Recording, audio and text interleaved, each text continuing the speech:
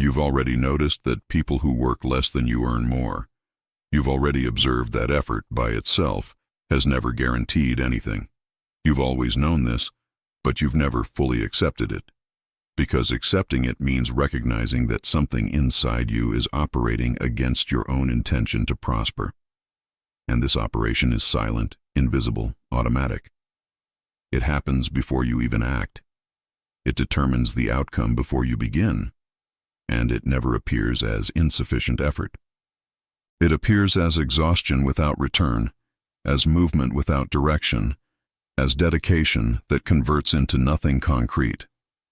What you're about to understand won't motivate you, won't give you steps, won't promise you anything, but it will reveal the invisible structure that decides, before any action, whether your effort will generate scarcity or abundance. And this structure isn't out there. It's operating inside you right now, while you hear these words. There is an internal pattern that precedes all action. This pattern isn't visible in behavior, doesn't appear in routine, isn't in external habits. It operates at a level prior to conscious decision, and it determines, with absolute precision, the type of result you will attract, regardless of how much you exert yourself. You can call this pattern financial identity, economic frequency, internal configuration in relation to money. The name doesn't matter. What matters is recognizing that it exists, and that you've never questioned it directly. You've questioned your strategies, your abilities, your opportunities, but you've never questioned the structure that organizes all of this before it becomes reality. This structure functions like an invisible magnetic field. It doesn't repel or attract things. It organizes perception, attention, interpretation, and emotional response in the face of any situation involving money. And effort, when applied within this misaligned field, becomes merely fuel for an engine spinning in neutral. You were taught that effort is virtue, that working hard is the path, that sacrifice generates reward, and these ideas aren't wrong in themselves. They're incomplete, because they completely ignore the internal dimension that determines whether effort will convert into result or will merely drain your energy without producing anything sustainable. You see people around you who work all day and remain without money. You see others who work less, more lightly, and prosper. And the difference between these two realities isn't in the quantity of action. It's in the quality of the internal field from which the action emerges. When the internal field is configured for scarcity, effort becomes a way of confirming that scarcity. You work to prove it's difficult. You exert yourself to validate the belief that you must suffer to deserve. And money, which is merely a consequence of perceived and exchanged value, doesn't appear, not because you don't deserve it, but because the internal structure isn't tuned to receive. The central concept that sustains everything you're about to understand is this: you don't attract what you desire, you materialize what you already are internally. And being, in this context, doesn't mean superficial identity, doesn't mean empty self-affirmation. Being means the silent configuration of the nervous system, of perception, of automatic interpretation of reality. You can desire wealth with all possible conscious intensity, but if your internal structure is configured for scarcity, for distrust, for fear of losing, for guilt about gaining, for the need to prove value through sacrifice, then effort will only amplify that configuration. You'll work more, but from an internal place that has already decided before beginning that the result will be insufficient. And the universe, which doesn't respond to words or intentions but to internal frequencies, will mirror exactly that back to you. Now observe your own behavior in relation to money. Observe without judging, just notice. When you think about charging more for your work, what appears first? A sensation of expansion or a contraction in your chest? When you imagine having more money than you need to survive, what arises? Relief or discomfort? When someone close to you begins earning more, visibly prospering, what do you feel first? Genuine inspiration or a silent comparison that makes you smaller? These automatic responses aren't moral failures. They're data. They reveal the internal configuration operating in you, and this configuration was formed over years, through observation, repetition, emotional conditioning. You learned, without anyone explicitly teaching you, that money is scarce, that earning is difficult, that rich people are different from you, that there's an invisible ceiling to how much you can have. And all of this consolidated as internal truth, not as belief you defend, but as structure you inhabit. Effort, when emerging from this structure, becomes a confirmation mechanism. You exert yourself to prove you're trying. You work to justify scarcity. You sacrifice to maintain coherence with the identity that already exists inside you. And the result is always proportional to identity, never to effort. Because effort is merely the visible manifestation of an invisible configuration. And if this configuration doesn't change, effort will only tire you without moving you from place. You'll continue running, but always within the same circle. You'll continue working, but always producing the same level of result. Because the result isn't determined by action. It's determined by the internal field from which the action happens. And here's the point most people never cross. Money isn't an external problem to be solved with more effort. It's a mirror of something internal that needs to be reorganized. And this reorganization doesn't happen through willpower, doesn't happen through repeated affirmations, doesn't happen through visualization techniques disconnected from emotional structure. It happens through a process most people never allow themselves to fully experience. The silent confrontation with your own financial identity. You need to look inside and recognize, without deflecting, that there's a part of you that doesn't really want to prosper. Not because you're self-sabotaging by nature, but because prospering would mean abandoning the identity you've built over your entire life. And abandoning identity generates a type of fear deeper than the fear of not having money. It's the fear of not knowing who you are without the struggle. You've built a narrative around effort. You've become someone who works hard, who battles, who persists. And this identity has given you belonging, recognition, even certain pride. People around you see you as someone dedicated, and part of you likes this image. Part of you feels comfortable being the one who exerts effort, who fights, who never gives up. But there's an invisible cost in this narrative. The cost is that you can never fully rest in prosperity. Because if money comes easily, if the result appears without struggle, you lose coherence with the identity that defines you. And the nervous system, which seeks coherence above all, will sabotage any result that threatens this structure. You'll repel opportunities that seem too easy. You'll distrust money that arrives without proportional effort. You'll unconsciously create situations that restore difficulty. Because difficulty is where you recognize yourself. This is the invisible trap of effort. It becomes identity. And when that happens, prospering without effort becomes a threat. You begin needing the struggle to feel valid. And money, which only appears when there's internal space to receive, gets blocked at the entrance. Not because you don't work, but because the work is serving a psychological function, not an economic one. It's keeping you coherent with a version of yourself that cannot prosper without losing its own meaning.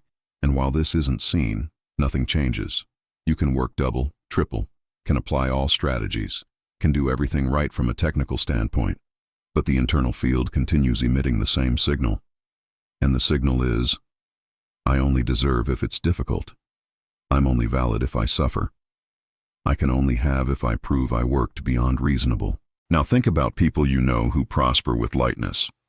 They don't work less because they're lucky.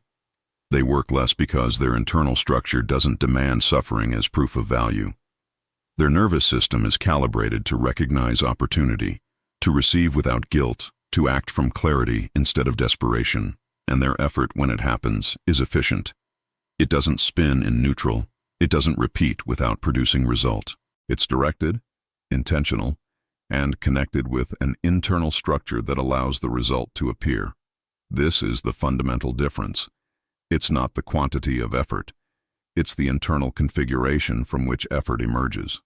When you work from fear, from scarcity, from the need to prove something, effort becomes dense. It consumes much energy and produces little return. When you act from clarity, from internally recognized value, from permission to receive, effort becomes light. And the return is disproportionate to the energy invested. And here's what nobody told you. You don't need more effort. You need more alignment.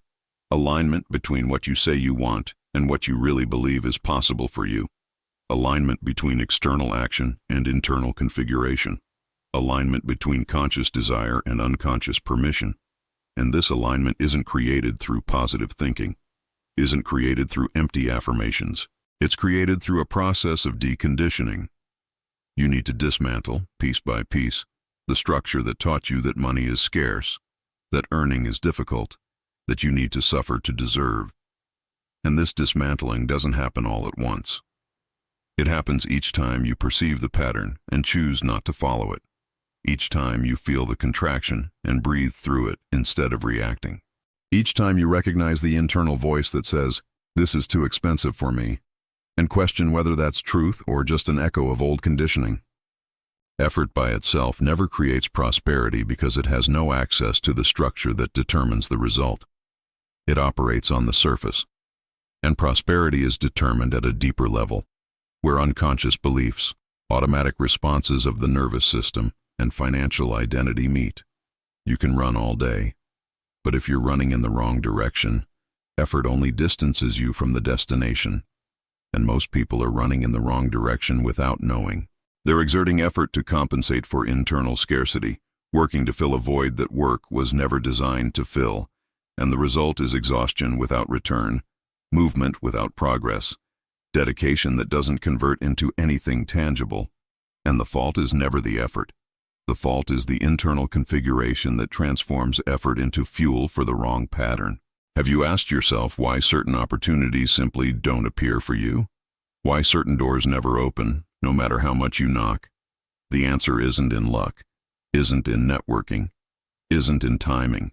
It's in the internal frequency you're emitting. And this frequency is determined by emotional configuration, by internal narrative, by the identity you carry in relation to money. If you see yourself as someone who needs to struggle to achieve anything, then the opportunities that appear for you will always demand struggle.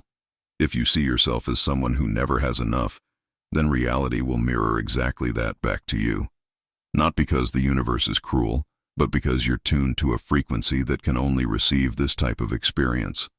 And effort, when applied from this frequency, only amplifies the pattern. You work more, but from the same internal place, and the result is always coherent with the starting point, not with the intensity of movement. Now observe something subtle. When you think about money, what's the first emotion that appears? Not the response you'd like to have, not the response that seems right, but the visceral automatic response that arises before you can filter. If the first emotion is anxiety, fear, scarcity, then that's the base frequency from which you're operating, and no amount of effort will change that. Because effort has no access to emotion, it cannot reorganize frequency. It can only operate within the frequency that already exists. And if the frequency is scarcity, then effort becomes merely a way of experiencing scarcity with more intensity. You work more, but feel emptier. You earn more, but it never seems enough. You accumulate, but can't relax, because the internal structure hasn't changed. And while the structure doesn't change, effort is just noise without signal. And here's the turning point. The moment when you stop trying to change the result and begin changing the structure. You stop asking, how do I get more money? And begin asking, who do I need to become internally, so that money is a natural consequence of my existence? This is a completely different question, and it demands a type of honesty most people never allow themselves. Because answering this question means recognizing that you are, in some way, contributing to the scarcity you claim to want to eliminate. Not because you're guilty, but because you're operating from a configuration that doesn't permit another possibility. And recognizing this is uncomfortable. It's easier to blame the economy, the market, luck. Easier to believe you just need more effort, more strategy, more opportunity. But these explanations keep you on the surface. And transformation happens in the depths. The nervous system has a primary function: keep you safe. And safety, for the nervous system, doesn't mean prosperity. It means predictability. It means remaining within the known, even if the known is uncomfortable. Because the uncomfortable familiar is less threatening than the unknown. And prospering, for most people, is unknown. It's an identity never inhabited. It's a reality never experienced. And the nervous system resists this. It creates anxiety when you approach a level of prosperity that isn't familiar, It generates guilt when you earn more than your parents earned. It activates fear of being rejected, of being seen as different, of losing belonging. And you, without realizing, begin sabotaging. Not because you don't want the money, but because the nervous system is protecting you from something it interprets as dangerous. And effort doesn't resolve this, because effort doesn't access the nervous system. It doesn't reorganize automatic response. It only operates on the visible layer, while invisible resistance continues determining the final result. You need to understand that money isn't merely a question of action. It's a question of capacity to receive. And receiving is an ability of the nervous system, not of conscious mind. You can say, I want more money as much as you want. But if the nervous system is regulated for scarcity, then it will reject anything that contradicts this regulation. You'll repel clients who want to pay more. Will distrust opportunities that seem too good. Will create problems where none exist. Will find reasons not to act exactly in moments when action would be most strategic. And all of this will seem rational, logical, justified. But deep down, it's just the nervous system trying to keep you within the familiar pattern. And effort, when applied without this understanding, becomes just another way of avoiding true transformation. You keep yourself busy enough not to need to look inside, work enough to justify scarcity, exert effort enough never to have to confront the internal structure creating all of this. And this is the truth nobody wants to hear. Effort can be a way of avoiding change, can be a way of remaining safe within the identity of one who struggles, who battles, who never gives up. And while you're identified with this narrative, prosperity will seem like betrayal, will seem like you're abandoning who you are. And the nervous system will resist this with everything it has. It will create obstacles, will amplify fears, will convince you that you're not ready, that you need more preparation, more knowledge, more time. And you'll believe it. Because it's easier to believe you need more than to recognize you already have enough, but are operating from a structure that doesn't allow enough to appear. Now think of someone you know who prospers. Someone who has money consistently, without drama, without visible struggle. Observe this person without judgment. Just observe. What they have that's different isn't talent, isn't luck, isn't connections. What they have that's different is an internal configuration that allows money to circulate through them without resistance. They don't hold, don't cling, don't create emotional drama around each transaction. They don't need to prove anything, don't need to suffer to deserve. They simply exist in an internal state where money is natural, expected, normal. And their nervous system is calibrated for this. It doesn't panic when money arrives, doesn't create guilt, doesn't activate fear of losing. It simply allows the flow to happen. And this person's effort, when it exists, is light. Not because they work less, but because the work isn't loaded with all the emotional baggage that transforms effort into suffering. This is the difference. And this difference isn't created overnight. It's created through a process of conscious reprogramming. You need to begin perceiving, in real time, when the old pattern is operating. Need to capture the moment when contraction appears. The moment when doubt arises, the moment when you deflect from an opportunity because it seems too easy, too good, too large for you. And in these moments, instead of following the pattern automatically, you need to pause, breathe, recognize that this is just conditioning. It's not truth. It's just an echo of something repeated so many times it became invisible. And then you need to consciously choose to act differently, not because you're confident, but because you're committed to reprogramming. And each time you do this, the internal structure begins reorganizing. The nervous system begins recognizing it's safe to prosper, that it's safe to receive, that it's safe to have more than enough. But this process demands something most people don't have: patience with your own resistance. Because resistance will appear. Every time you approach a new level of prosperity, resistance will try pulling you back. And it will use all available tools. Will create doubts. Will amplify fears. Will make you feel like an imposter. Will convince you that you don't deserve, that you're deceiving someone, that you'll be discovered. And if you don't know this is just resistance, you'll believe it. Will retreat. Will return to the familiar pattern. And effort, without this understanding, will only feed resistance. You'll work more to compensate for the sensation of inadequacy. Will exert more effort to prove you deserve, and the cycle perpetuates. Because effort doesn't resolve internal inadequacy. It only temporarily masks, and the result continues being determined by invisible structure, not by visible action. And here's something that will seem counterintuitive. Sometimes the best thing you can do for your money is stop exerting effort, stop forcing, stop trying to control each variable, and simply create internal space for the result to appear. Because money doesn't respond to desperate effort. It responds to clarity, to recognized value, to silent confidence.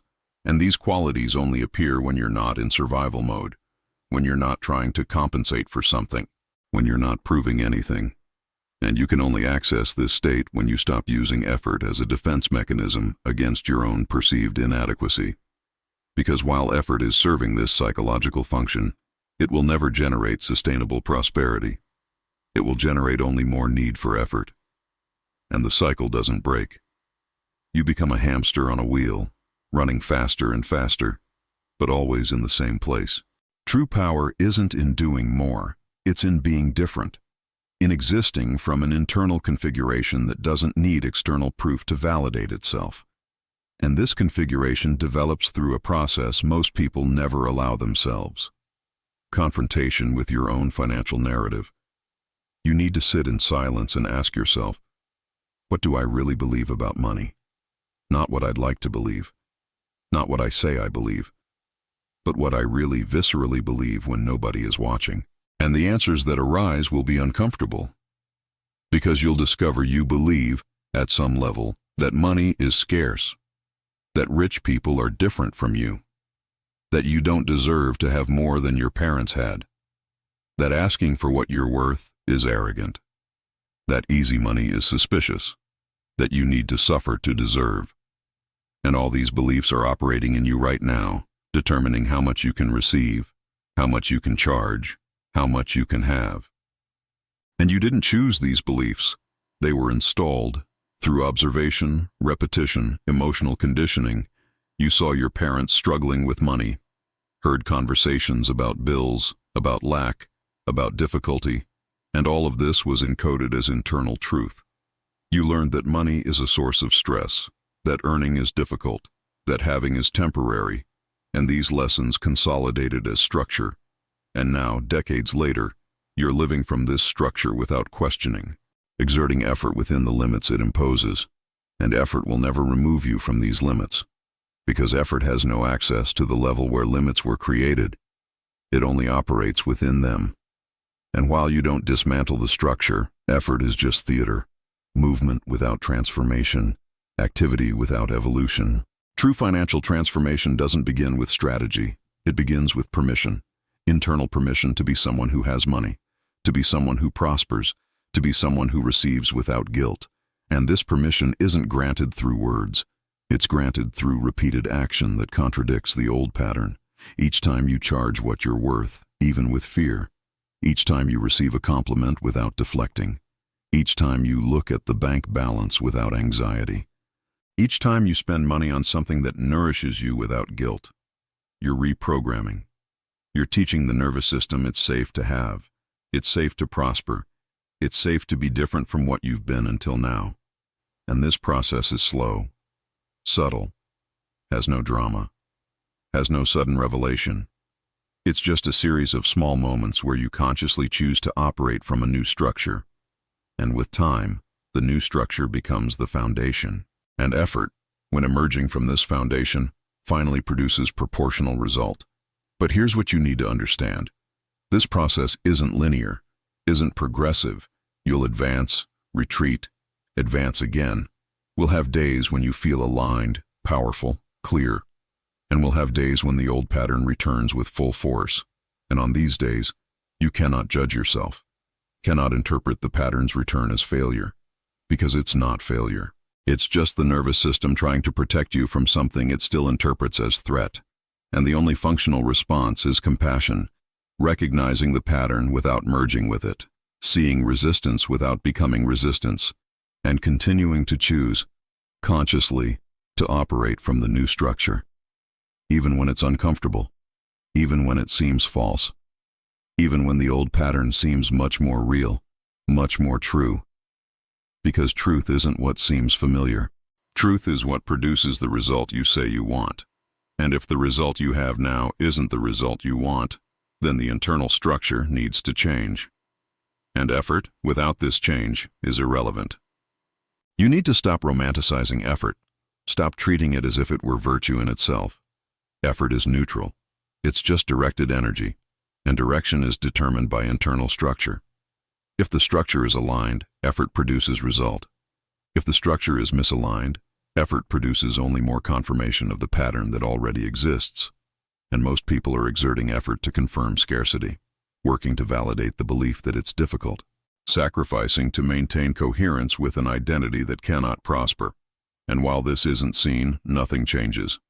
Effort continues, exhaustion increases, and money continues being a problem that never resolves, a constant source of stress, an area of life where you never feel truly secure.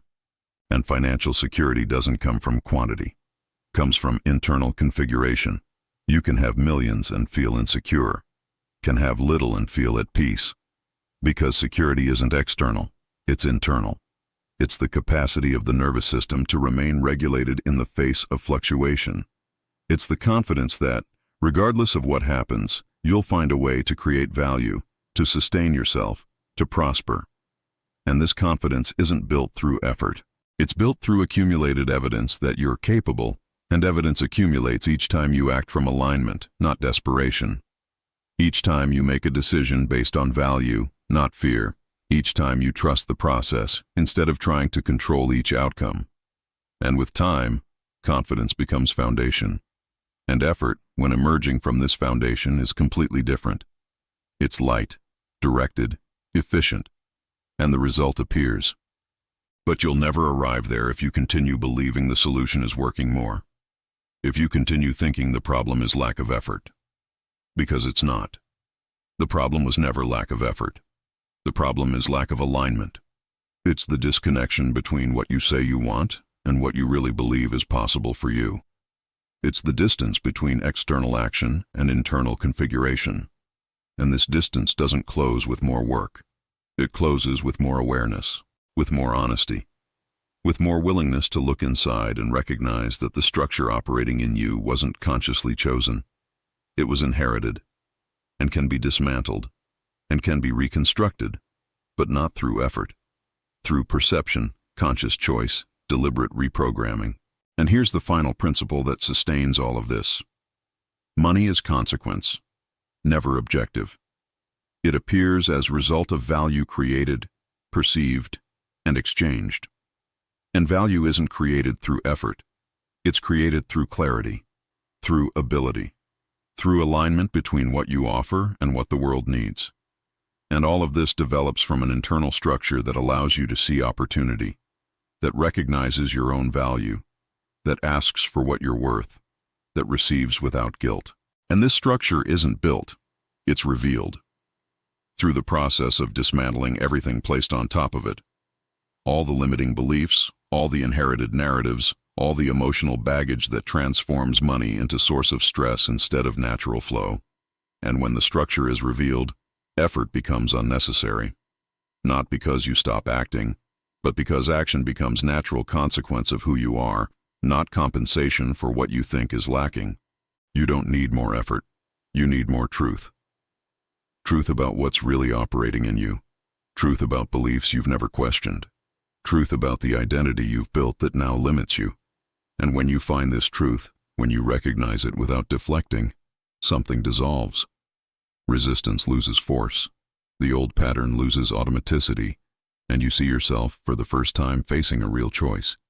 Continue operating from what has always been, or begin operating from what can be. And this choice isn't made once. It's made every day, in each small decision, in each interaction with money, in each moment when the old pattern tries pulling you back. And if you continue choosing consciously, the structure changes. And when the structure changes, everything changes. Not because you exerted more effort, but because you became someone different internally. And money, which has always been mirror, merely reflects this new configuration back. And now you're at a point of silence, a point where there's nothing more to be said, only something to be recognized. You spent your entire life believing the problem was in the quantity of action, in the intensity of movement, in the force of will.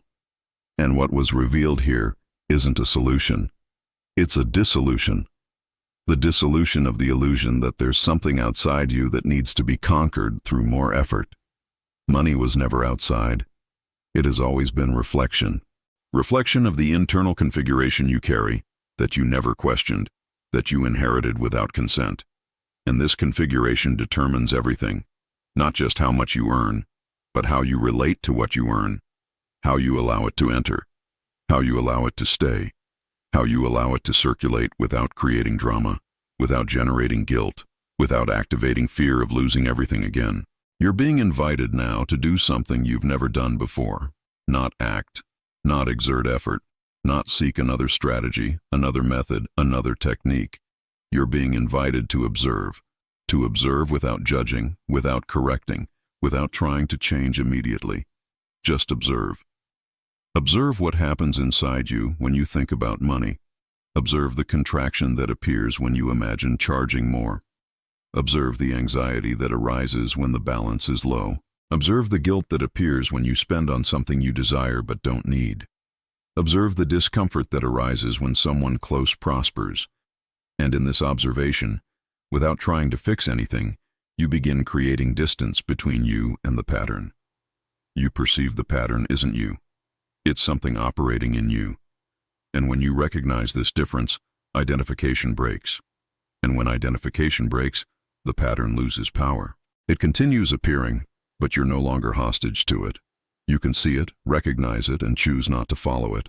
And this is the only change that matters, not eliminating the pattern, but ceasing to be governed by it.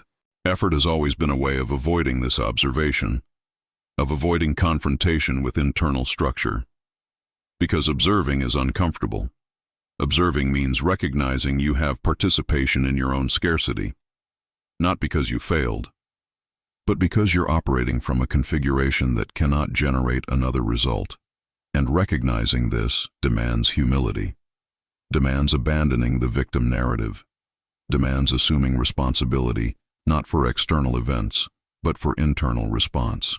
And most people prefer to continue exerting effort, prefer to continue believing the problem is out there, because this belief keeps identity intact, keeps coherence, keeps the sensation of control, even if it's control over suffering.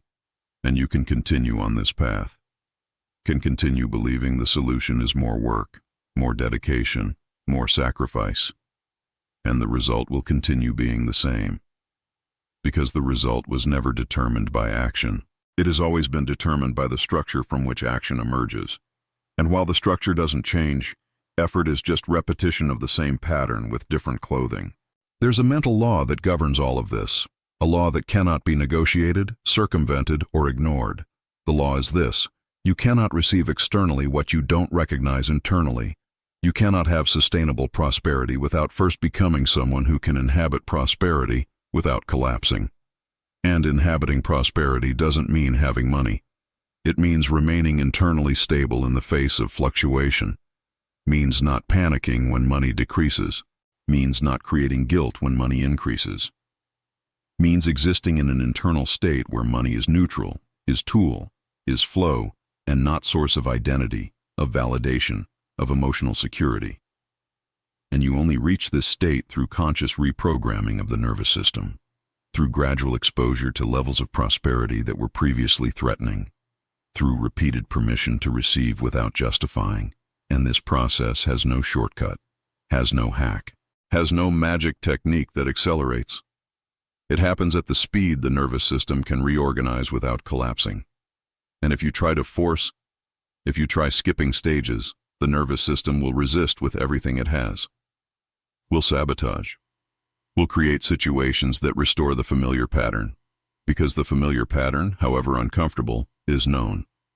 And the known is always safer than the unknown, even when the unknown is better.